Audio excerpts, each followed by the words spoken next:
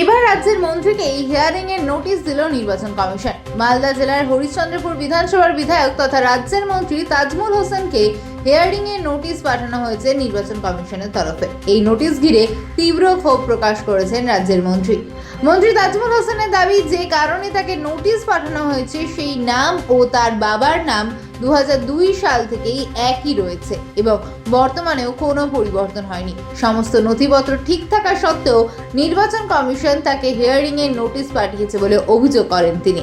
এই বিষয়টিকে অযৌক্তিক ও হয়রানিমূলক বলে দাবি করে নির্বাচন কমিশনের ভূমিকা তীব্র সমালোচনা করেন মন্ত্রী। তবে ক্ষোভ প্রকাশ করলেও তিনি জানিয়েছেন, আইনি ও সাংবিধানিক প্রক্রিয়ার প্রতি সম্মান জানিয়ে আগামী 29 তারিখ নির্ধারিত হিয়ারিং কেন্দ্রে তিনি উপস্থিত থাকবেন। এই ঘটনাকে কেন্দ্র করে জেলায় ও রাজ্য রাজনীতিতে নতুন করে চর্চা শুরু হয়েছে। যে আমার 2000 সালে তজমুল হোসেন ছিল, বাবার নাম দিদার বক্স ছিল। আমি সেগুলোকে সমস্ত কিছু সত্য যাচাই করে আমি ঠিকঠাক করেছিলাম। তারপরে 2006 সাল থেকে আমি বিধায়ক হিসাবে নির্বাচন কমিশনের কাছে সমস্ত কাগজপত্র যাচাই করে আমি তাদেরকে দিয়েছি। তারপরে আমার নমিনেশন হয়েছিল, তারপরে আমি বিধায়ক হয়েছিলাম। আজকে 2026 সাল, সেই 2026 সাল পর্যন্ত আমার সমস্ত ডকুমেন্টস ওকে আছে। তা সত্ত্বেও আমাকে হিয়ারিংয়ে ডেকেছে।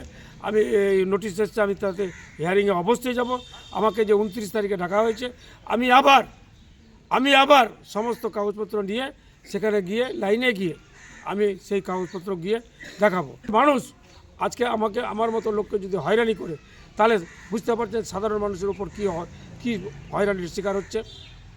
মানুষ যারা যে ব্লকে যাচ্ছে তারা বুঝতে পারবে যে মানুষ যে কত আতঙ্কে আছে, ভাবছে যে আমার কি অবস্থা হবে, আমি বাঁচব কি না, আমার ভোটার তালিকায় নাম উঠবে কি না। এই নিয়ে মানুষ খুব আতঙ্কে আছে, বিভ্রান্তিতে আছে। তারা ভাবছে যে কখন আমাদের কি হয়। এই জন্য আমরা এই সরকারকে আমরা তীব্র প্রতিবাদ জানাচ্ছি এবং ধিক্কারও জানাচ্ছি। ওই যে বললাম আপনাকে এর আগেও বললাম আপনাকে, 2000 সালে আমার নাম ছিল তজমুল, এখন হয়েছে তজমুল হোসেন। আমি সেগুলো সমস্ত কিছু কাগজপত্র ওকে করে আমি 2006 সালে আমার সমস্ত যাচাই করে নির্বাচন কমিশন যাচাই করে আমার কাগজপত্র নিয়ে আমাকে নমিনেশন দেওয়া হয়েছে।